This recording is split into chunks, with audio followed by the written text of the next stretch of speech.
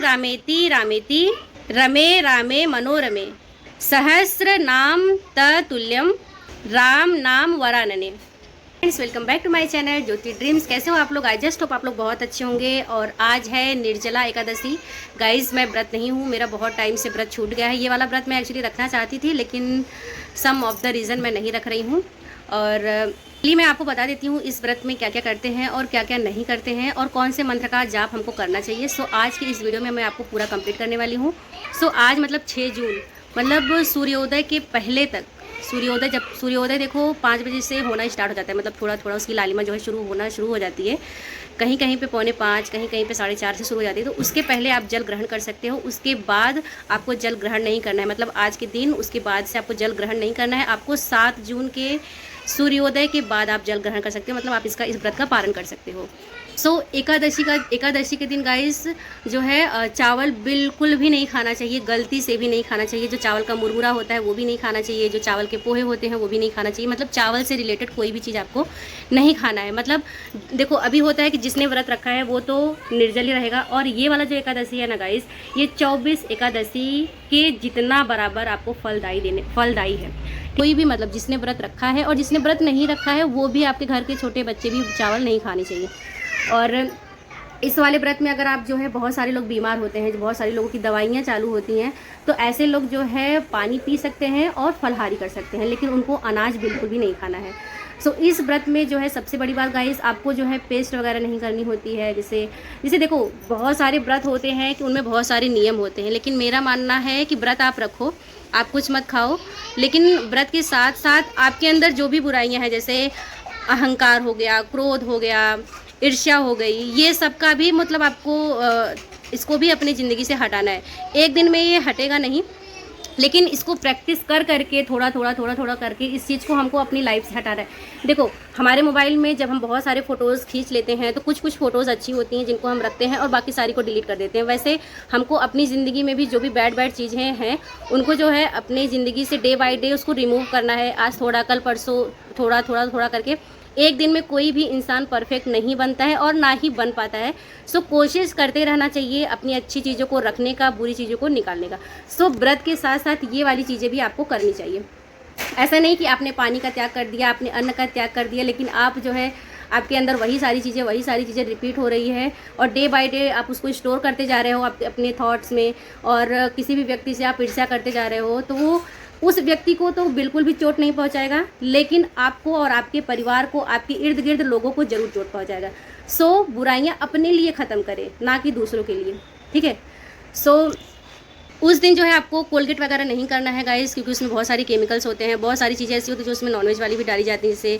सो इसलिए आप जो है उंगलियों से कर सकते हैं ब्रश, या फिर जो है कड़ी पत्ते का जो लकड़ी होता है उससे आप दातुन कर सकते हैं और अच्छे से अपने माउथ को साफ कर सकते हैं। और इसमें एक ऐसा मंत्र है गाइस जो कि बहुत ही फलदायी होता है और इस मंत्र को आपको जपना चाहिए।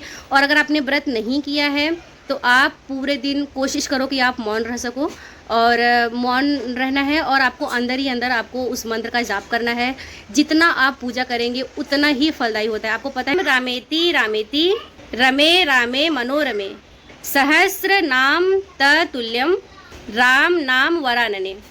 सो ये है मंत्र। आप जो है ये आपको इसको जो है जितना हो सके, आप अगर आपने गुरु दीक्षा ली है या फिर सारस्वत मंत्र दीक्षा ली है तो आप जो है अपनी माला से इसका जो है नाम का जप करें, या फिर किसी पौधे को, जैसे तुलसी का पौधा हो गया, उसको सामने रख के आप इस मंत्र का जाप करें। जितना हो सके मानसिक या फिर सामने भगवान के मंदिर में बैठकर इस मंत्र का जाप करें। गाइस, आपको बहुत ज़्यादा ये फलदायी है।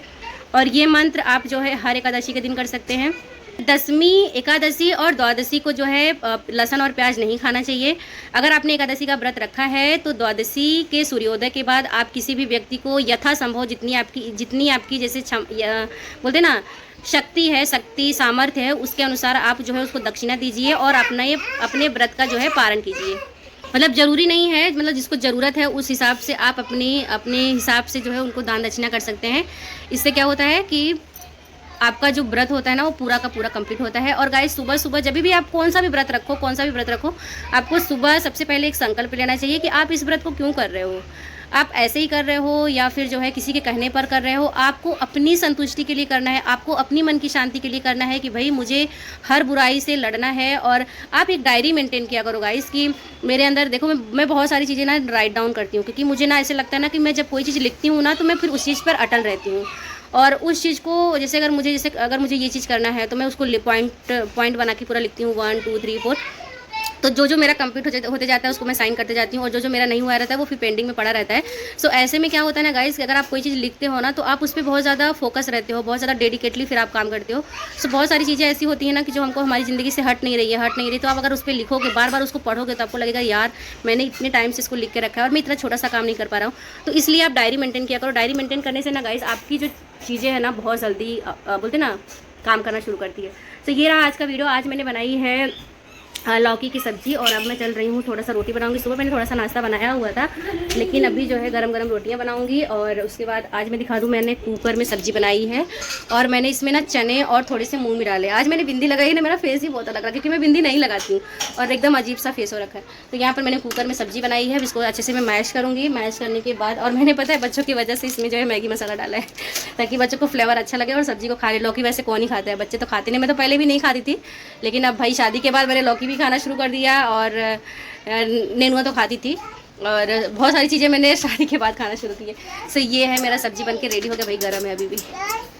तुम लोग फिर से गुल्लक लेकर चले आए। सो ये मैंने पहनी है पिंक कलर की साड़ी, इसको मैंने कॉलर नेक बनवाया है जो कि बहुत सुंदर लग रहा है। अब मैं चल रही हूँ। आटे को ना कभी भी ना गाइस गूंथ के रख देना चाहिए, थोड़ा सा जब ये सेट हो जाता है ना, फिर मसल के अगर आप लोइयाँ उसकी बनाते हो और रोटी बनाते हो ना, फिर बहुत ज़्यादा मुलायम बनता है। सो मैं चलती हूँ, बना लेती हूँ क्योंकि टाइम बहुत ज़्यादा हो गया है। और मेरे हस्बैंड जो है गए हैं आश्रम, क्योंकि यहाँ पर बहुत बोलते ना बापू जी आए हैं गाइस, संत आसाराम बापू जो है रायता आश्रम में आए हुए हैं। तो हम लोग भी जाने वाले हैं। तो जो लोग यहाँ से होंगे तो प्लीज़ कमेंट करना। और हम लोग संडे को मे भी जाएंगे, 2-3 दिन रहेंगे वो, लेकिन उनका टाइमिंग फिक्स नहीं है कि कब वो दर्शन देंगे। सो हम लोग भी जाएंगे भाई।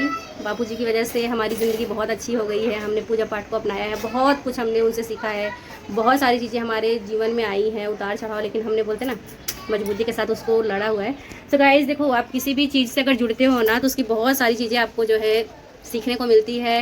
एंड बहुत कुछ है गाइस, किसी अगले वीडियो में मैं आपको इस सारी चीज़ों को एक्सप्लेन करूँगी। तो वीडियो पर रहने देते हैं यहीं पर, और मिलते हैं आप लोगों से नेक्स्ट व्लॉग में। तब तक के लिए अपना ध्यान रखें और खुश रहें, और बाय बाय।